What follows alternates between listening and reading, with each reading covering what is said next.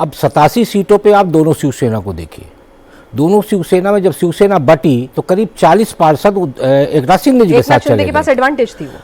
हम लोग अपने यहाँ बच्चों को संस्कार देते हैं कि बड़ों को क्या करना चाहिए, कैसा आपको व्यवहार करना चाहिए, मोहल्ले में कैसा रहना चाहिए।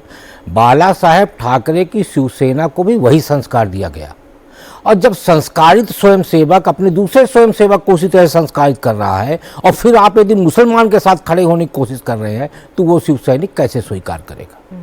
तो यहाँ पे मूल जो शिवसेना और दूसरी शिवसेना की यदि हम बात करते हैं तो आज भी बाला साहेब ठाकरे की शिवसेना शिंदे के साथ इसलिए है क्योंकि उनको ये लगता है कि बाला साहेब ठाकरे की विरासत एकनाथ शिंदे लेके आगे बढ़ रहे हैं, उद्धव ठाकरे छोड़ चुके हैं।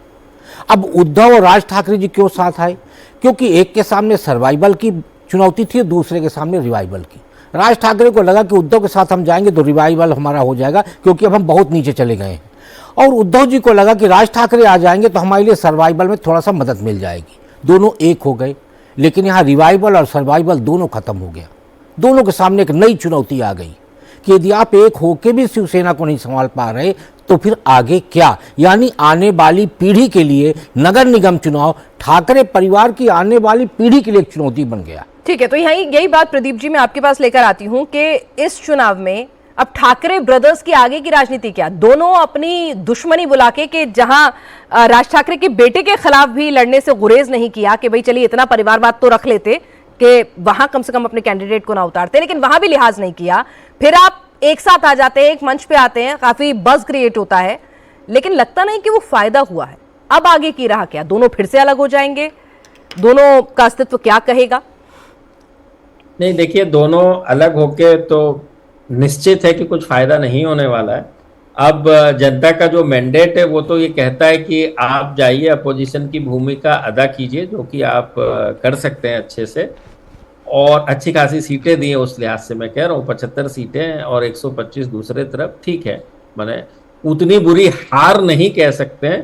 तो इट्स मैटर ऑफ ये है कि आपको जाके ज़मीन पे मेहनत करनी है, फिर से अपनी बातें बतानी है लोगों को। अब जो लेगेसी है, लेगेसी जिसकी आप बात कर रहे हैं 25 साल पुरानी, अब उसमें बोलते हैं ना कि सिक्के में अब वो चमक नहीं है। अब समय आ गया है कि सिक्के को नए सिरे से तराशना पड़ेगा, नए सिरे से चलाना पड़ेगा।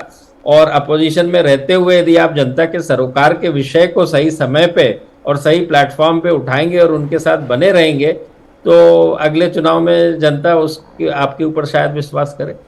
तो पार्टियां तो चलते रहती हैं, आती रहेंगी और जाती रहेंगी, ऐसे नहीं है। उसके बाद की जनरेशन भी, चाहे राज हो चाहे उद्धव हो, उनके बाद की जनरेशन भी तैयार है।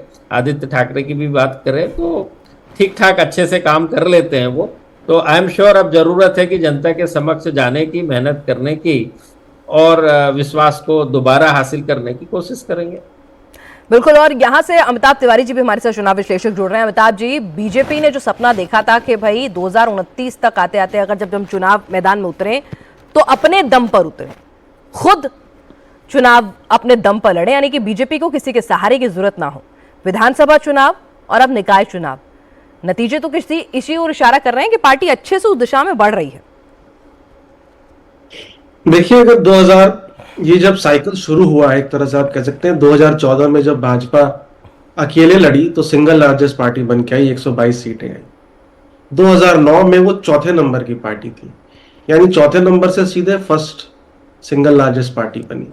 अब वहां से आप कह सकते हैं फिर बीएमसी में सेकेंड लार्जेस्ट पार्टी बनी, फिर 19 में सरकार, फिर 24 में सरकार, और अब नगर निकाय के चुनाव और बीएमसी पे भी कंट्रोल उसका हो गया है। तो एक पूरा का पूरा साइकिल बीजेपी के लाइफ में महाराष्ट्र में कंप्लीट हुआ है। 2024 में भी 134 सीटों पे पार्टी जीती थी।